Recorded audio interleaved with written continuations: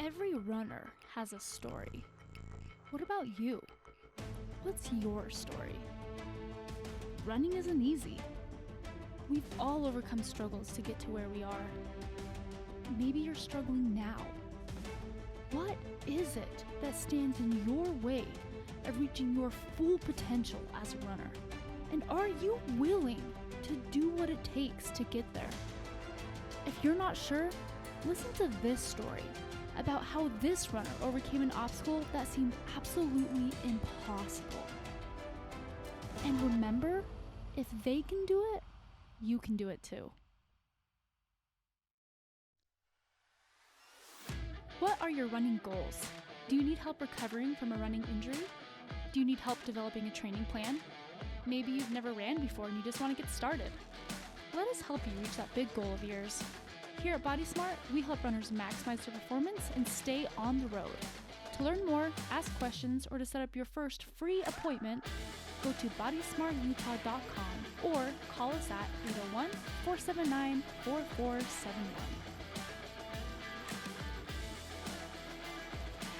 Hi, welcome to Running Unbroken. I am Melody Bateman. We have Dr. Mark Humbert with us, and today we are interviewing Laurie Murphy. Hello. Hi. So Laurie, she's actually our marketing specialist. She's the one who edits all of our podcasts and puts out all of our content. She also is a Weber State athlete. So we're going to talk to her about her running story today. So anyways, tell us about your story. How did you get into running? So I guess I got into running, in elementary school and growing up. I did soccer for a while, which I feel like is a way a lot of kids get into running. Yeah, I feel like we've heard that story so many times. Yeah, I know it's such a basic story, but I got into soccer and I'm not a coordinated person at all. And so I could dribble the ball down the field pretty well and get it down there. But then when it came to like passing and scoring goals, not my strong suit. I was more like just getting the ball one side the other and I could keep up. And so I kind of realized I enjoyed the running aspect of soccer more than I did the actual soccer part of soccer. So the 7th grade came along, junior high, and I quit soccer, decided to try track out with my 2 brothers. So. Oh yeah, because you are a triplet. Yes, fun fact. Triplet. That is so fun. Yeah. So you and all your brothers, like, did they do soccer too? No, so they did baseball growing up, actually. Oh, okay. And I honestly, my dad, he encouraged all 3 of us to try track just because we all kind of had the body for it. We were all really athletic, and so we all decided to go into it together to try it out. Okay, and your dad's a runner, right? Yeah, he started running a little bit, and my mom has just barely started running, so shout out to them.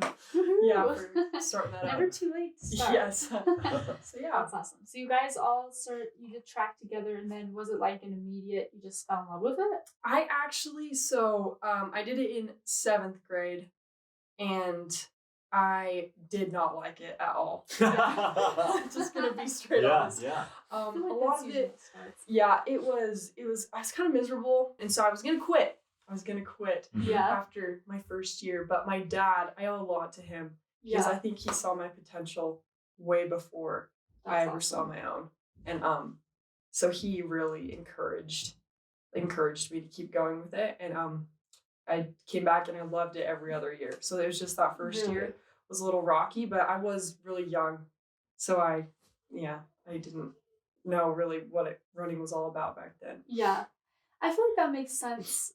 With running, I feel like most people's stories are, I hated it, but then all of a sudden I loved it. Mm-hmm. Yes. I think it's just that initial, like, getting your body in shape. Mm-hmm. And then once you're there, then it becomes enjoyable. Yeah, so I feel pretty lucky that I found that love for running pretty young, because I was 13, 14. So yeah. Okay. Yeah. And then what events did you do? So I've always done distance. I loved the 800 and the mile and stuff. But then coming into high school, my coach, he had me junior year start the 2 mile, and I did not like the 2 mile. Really? Still do not to this day. I'm more fan of the shorter, like mile and 800. Okay, sure. So kind of like a mid distance. Yeah, mid distance. I did. Okay. Yeah, I did do the 2 mile a lot though in high school. Yeah. Yeah. Okay, gotcha. You just did it like not wanting to do it? You just do it. The coach puts you in, right? Yes, and he knew what he was doing. That's just Yeah. My coach definitely knew what they were doing. That's awesome. Mm-hmm. Okay. Yeah. So then, tell us about your transition from high school track. And did you do cross country too? You did track and cross country. I did right? cross country every year in high school as well. Which one do you like better? I do like track better, but I have a place for cross country that I love as well. So I do love both. Okay. It definitely cross country took a while longer to actually love it. But just because I did like that shorter, but I do love cross country as well. Okay, that's awesome. So tell us about your transition from like being a high school athlete to a college athlete. Like kind of some of your expectations going into it, what it's actually like. Yeah, so high school, I loved track and stuff all through high school. And sophomore year, I had a stress fracture in my shin and was out for that cross country season. But then after that, high school was pretty smooth sailing. I did really well leading up to senior year. I came in third in state in cross country. Awesome. And then I came back in track that same year and won state in the 2 mile. Nice. I love that. Awesome. The event that you didn't really like. My coach knew he was doing. So I ended up winning state in the 2 mile. I came in second in the mile. I broke 5 minutes in the mile. Yeah. Nice. Awesome. So that was probably a good feeling. Yes, it was a good feeling. I have seen some pictures like on your Instagram of, I'm thinking of one particular picture where you're like breaking down. It looks like right after a race. Do you know which one I'm talking about? That was when I broke 5 in the mile. Okay. Yeah, and that's awesome. That was such an emotional race for me because all senior year through high school, so we had indoor track and all through indoor and all through outdoor, I had ran a 5:03 mile every single time. Oh my gosh. I ran 5 5:03s in a row. Oh my gosh. Like within half a second. Yeah. And so I was so like all this built up energy and I was just so ready to do it. And so finally when I broke 5, it was a good feeling. Yeah. That's awesome. Yeah. So senior year, I kind of left senior year on a high for sure. And so I signed with Weber State that fall right after cross country. And I was super excited for college. And it was kind of funny because I graduated and I was like, all right, cross country. And I was like, I'm going to run 10 miles a day, every day, you know, I'm ready to just pound it out. And, but, you know, obviously you have to build it up, but it was definitely a switch, getting more mileage in, you know, my mileage doubled over the summer. So what were you running before and then what were you running in college? Yeah. So high school, I was running probably, mid 30s, to mid 30s a week, which is not way high mileage, but I think I do pretty well off of a little bit lower mileage. And so, and then by the end of that summer after graduation, I was running mid 60s. Oh, wow. Yeah, that's a big quite a boost. Yeah. And so, I started cross country in college and then I raced on the travel team for cross country that first year, which was awesome. I got to go to really cool places, Chicago, Notre Dame, you know, Missouri. I got to go all over. I don't know if I include Missouri in cool places, but hey, come on, Missouri. But traveling Missouri is an awesome place. Before cross country, I'd never been on a plane. Oh wow! So, I was happy to go anywhere. Like we spent a lot of we got to go to. I was happy to go anywhere. Like we flew up to Colorado, and I'm like, this is amazing because it was like it was somewhere new. Yeah. So I loved traveling with that team. How fun!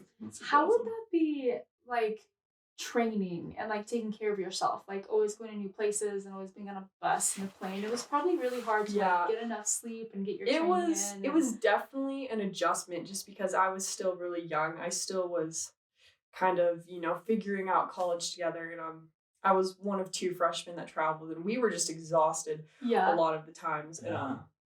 And so it was really amazing. But after that season ended, it was a couple hard weeks to just recover, just because we were so drained. But that first season, honestly, was pretty awesome. Like I had such a great experience.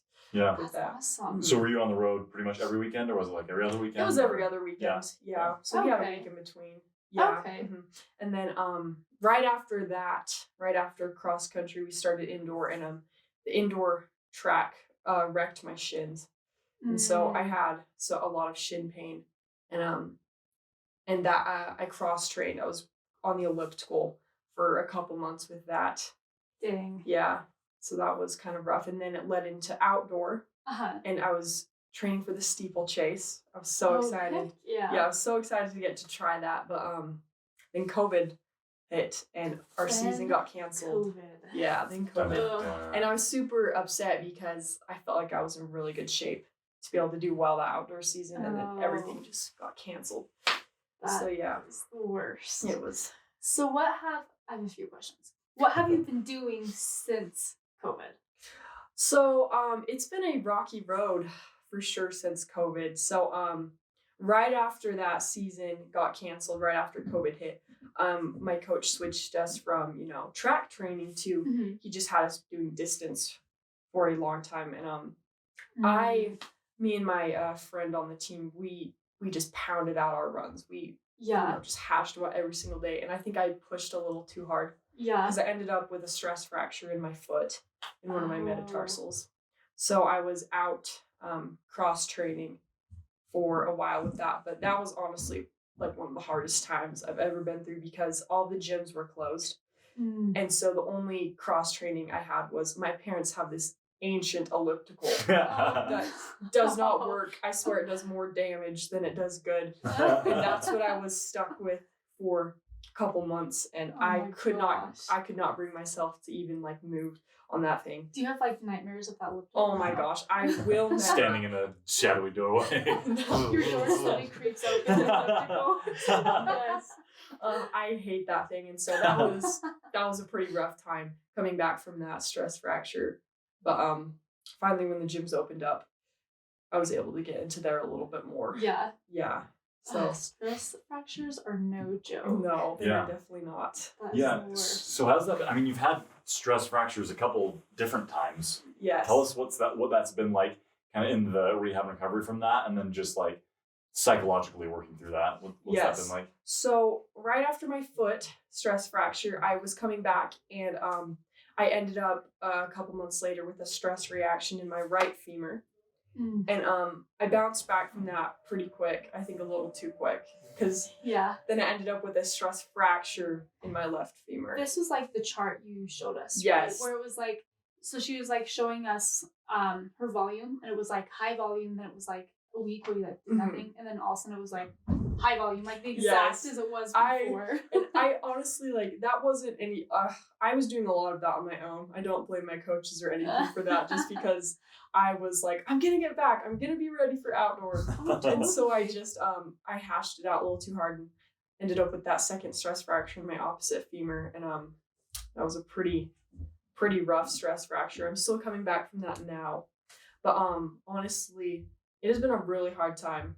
But I've learned so much from that stress fracture. What have you learned from Yes. it? Ooh, So the juicy details. It's been really interesting because over the summer I was cross training and I was out a lot and not being able to run. And I just hated cross training every day, and I just was not motivated. I skipped a lot of days when I shouldn't have. But something like a switch just kind of flipped with this one. I was super upset about it. I still am upset about it that it happened, but totally. honestly, I've talked to a sports psychologist a lot, and he just tells me every time, only worry about the things you can control. Yeah. And I can't control that my femur was cracked, and so something just switched inside me. And so I started biking, and they were gonna have me bike. I biked for about 3 months straight. Yeah. Every day, and I honestly, yes, that's a bit of thought that's come to mind. But honestly, I've learned to figure out why I love the sport, because once it's taken away, I honestly had to sit there on the bike for an hour and a half every day and just think, why am I doing this? Why am I here? And that thought, you have to figure out, like, is this worth it? And honestly, it's been amazing, this mindset, because I've learned to just grind it out every day, and I've gained so much grit. And I made a goal to never miss practice. Even if I wasn't running with the team, I would go to the team meetings and then I'd say bye to my team and go down and bike. But I'd still show up for that team meeting. I love that. I would still show up every single day. And just because I feel like showing up is important. Showing up just makes you just better. Even if you're not running with the team, I wasn't running with my team. Just having that grit and having that desire to just better yourself, even though you can't at that moment, is just something that I really, really tried to focus on these last 4 months coming back from this stress fracture. And I went to the weight room every week with my team, even though they weren't letting me lift lower body at all. I just pounded out upper body a lot. And got super buff. Kind of do pull-ups, right? Yes. And so I just figuring out that mindset of just learning that grit and learning to love the suck has been, Yes. has been something that has really, really changed. And I still have hard days. I still get mad that this happened because, I'm in the middle of my college career and, I thought it was going to be smooth sailing like high school, but I think I've grown more in this last 4 months than I had throughout the entire high school careers. That's so powerful.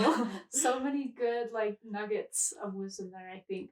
I really love the concept of just showing up. My dad always told me growing up that 90% of success is just showing up. So I think that's awesome that even though you can't run with the team, you're still showing up. And when my track kids, we have a few injured track kids, and I always am just show up anyways. And when they show up with their braces and their casts and they can't run, but they're just there to cheer on the team. I'm yes, it's about the team too. It's about supporting each other. Yes. And you can learn so much just by being there and being with people and watching, So I think that's really awesome. Yeah. Yeah. Well, I think also just, when you get injured and you're kind of out of something that you love doing, it can feel super isolating. And so being able to kind of have that contact with the team and have that rapport with them, I'm sure that probably has made a difference. Yes. In terms of being able to deal with that and handle the. Yes, it has, because honestly, I've kind of focused my my energy into their races because they've had a good season, and so every day after practice and stuff, I try to make a point of talking to as many people I can and just asking them how was your run? How did you feel? Are you excited for your next race? And just because even though I'm not racing, I want to feel that energy through them. And, if they sit down and they're it was a hard run today. I'm oh, I try to, oh, why, you feeling okay? I just try to, and then watching them race, it kind of breaks my heart that I can't be in it. Yeah. And, every because time. You're I could totally beat you. Oh, yeah. Every time watching a race, my heart rate will be elevated all day. And my adrenaline was just on edge because I was just I should be there. Yeah. But it's been awesome just living through them. And some of them are having a rough season. I feel I can relate to them a little bit. And so I talk to them a lot about it. But I'm excited for them and for what they're doing this season, honestly. That is so awesome. I love that, things didn't go the way you planned it, but you're able to change your thinking and change your attitude and find joy anyways. It makes me think of, I can't remember her name. I'll have to find her name and we'll have to put it in the show notes. But I was listening to her interview on one of Jody Moore's podcasts, and her Good story Moore's great. is, Check her out. she is awesome. Her story is she was in Moab, on lots of red rocks, and it was her first time ever being on red rocks, and so her depth perception and it just was new to her, and she just didn't, when you spend a lot of time in those areas, you kind of know how to see things and how to be careful, and she just she was jumping rock to rock and then accidentally jumped off of a cliff. She thought she was jumping onto another rock, but just jumped off. And long story short, is paralyzed from the neck down. And she tells this story of how she wakes up in the hospital and she's just tubes are in her and she has no idea what's going on. And she said she's just about to cry, but then she's she started saying that she loved everything. So she's like, I love that light bulb. I love that lamp. I love the carpet. I love this bed. I love this. And she said, and then all of a sudden, like, peace came over her and she was able to feel joy and peace in that moment. Wow. So I think, like, it just goes to show, like, the power of our mind and our thoughts. And no matter the situation, like, we can still change how we think and how we see things. And we can be grateful and we can feel peace and love. Yes. So I think that's awesome that you've been able to find that in a very hard time. Yes, it is. Like, I've had like rough times and stuff, but you know, it's all about if, you know, convincing yourself otherwise. Like, if you're having a horrible day, then just like go hash it out on the bike and be like, I made myself better today, or, you know, it's all about just doing what you can control, honestly. I love that. Yeah. So, like, if you could go back and have a conversation with your high school self, like, what would you tell her? That's a good question. Honestly, I actually was thinking about that a couple days ago, funny enough. Like, if I could go back, what would I tell him? And I came to this decision, I would say nothing. Interesting. Cool. Because honestly, unpack that for us. Yes, like, because I could say a lot of things, you know, like, you know, after COVID hits, don't run as much as you did. Because, like, honestly, I think that stress fracture in my foot is where it all came downhill. It went downhill from there. Yeah. And I think just it's been building on top of each other. But honestly, like, everything happens for a reason. And I don't want to screw that up in any way, because I'm honestly a much better runner. I think I'm a much better teammate. I want to be a coach one day, and I think that a lot of this can translate to coaching. I can just see it. You're going to be a great coach. And so, honestly, I would just, like, tell my high school self to just, like, keep doing what you're doing. Yeah. Just because, honestly, you can't force grit on somebody. You have to learn to find that grit yourself. Whoa. Yeah. Whoa. Sage Laurie over here. Yeah. So, man, I think you just have to find that for yourself, and this is how I found it. And it's not the best way. It's not a traditional way. Everybody finds it differently, and it's unique to me, and nobody can take that pain. So, yeah, myself. That's your pain. I love how you like, I don't know, almost like take pride in your pain. Like, this is mine. Like, you can't take this from me. Like you love it.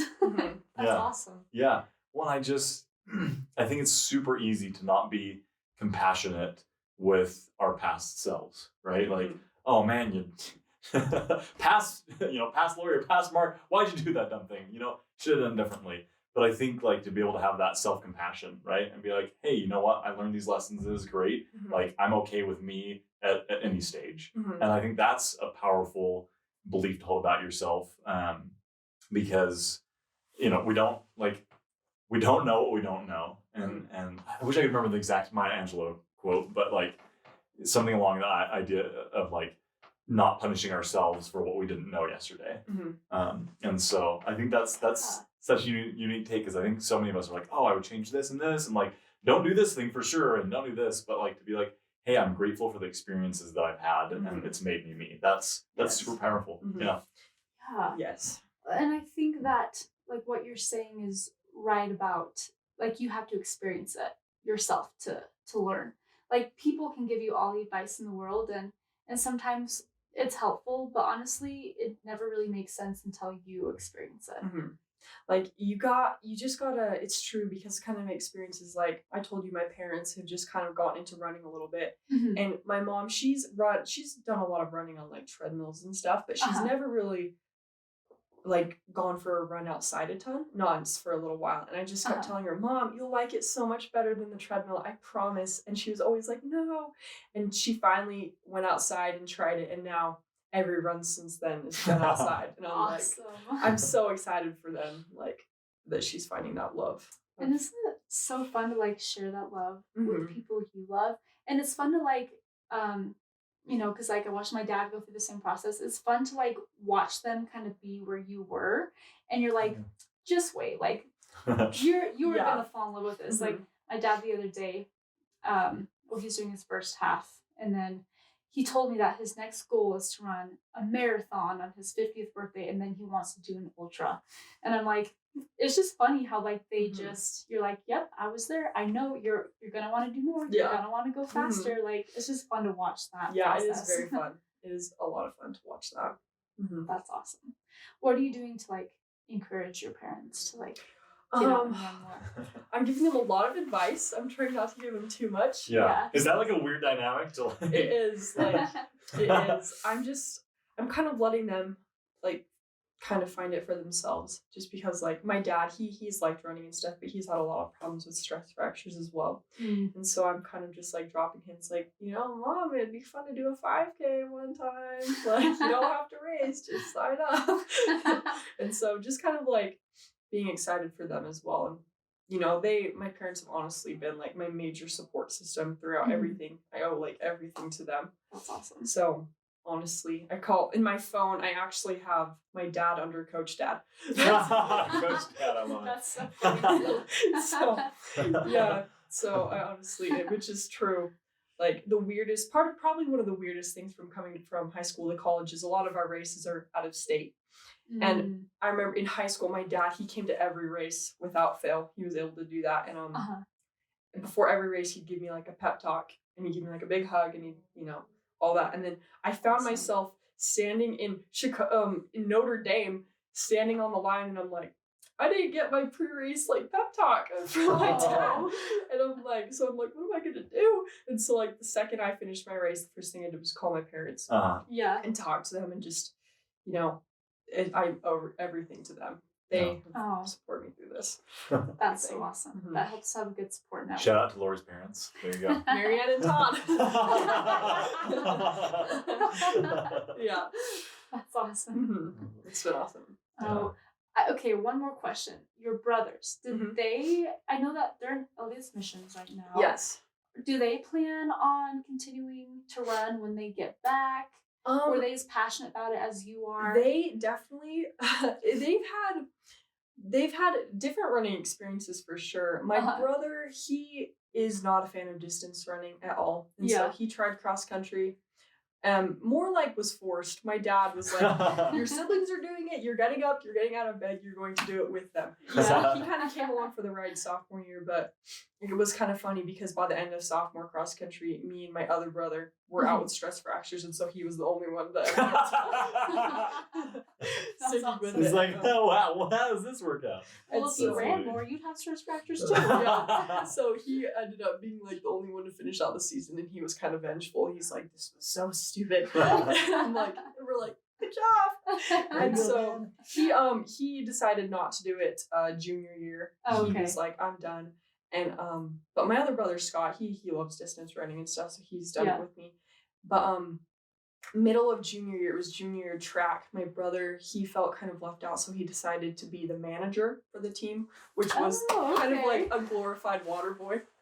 He just kind of like filled like buckets of ice and stuff. Nice. And after about a month of that, he realized that this was stupid, and so he just joined track. He's like, this is so dumb, I'm not. And so he just joined, and he did cross country and everything, and he's definitely enjoyed it a lot more. That is so fun. But my other brother Scott, he stuck with it throughout. Yeah.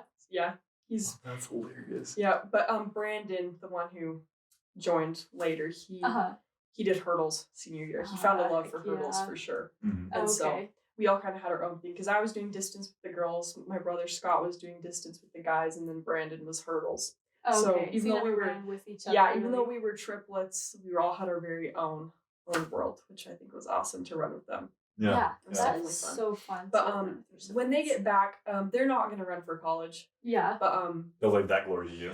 Yes, I'll take all that. But they're planning on just kind of doing their own thing, and they're definitely very active and stuff, and so. And we'll probably continue to run. Yeah. That's awesome. For sure. So fun. Well, what advice would you give to someone who's maybe in a similar place where they are cross training right now, they're injured, they want to get back and they want to run? What would you say? Honestly, learn to don't dread the pain, but desire it. Because the pain, honestly, like running, it hurts really bad, and so does biking, surprisingly. But I think honestly, that pain and that grit is what makes you better. So to just suck it up, don't be a baby, I have love it. I have a mantra that I say, like, I remember I say it all the time because I'm not a fan of tempo runs, and we do tempo runs a lot at Weber. Yeah. And so during tempo runs, I'll just repeat in my head, "Don't be a baby, you're having fun.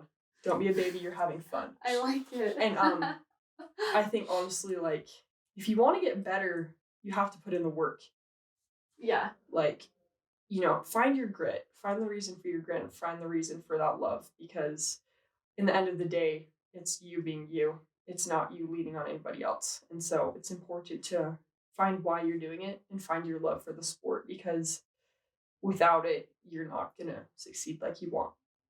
I love it. Mm-hmm. I love it. Okay, and one last question. Do you have any like really fun track stories, like where a race didn't go as planned or something just hilarious happened? Yeah, high school had some interesting times. So I was running, I have two good ones. I was running a cross country race, and it was just a dual meet, just us and like another school in our region. And I guess the other school in our region decided not to race any of their varsity runners, and so it was a kind of a joke of a race, to be honest. And so I was out in front. Nobody was really up there just because they didn't race any other varsity. Yeah. And so I was up there by myself, and I was running along this dirt path in the middle of the race for a 5K. This giant snake came across, and I just like hurdled it mid-race. And I just like, wish somebody was there with a camera to just see me like middle of the race with like a snake underneath me. Oh my gosh. So that was kind of fun,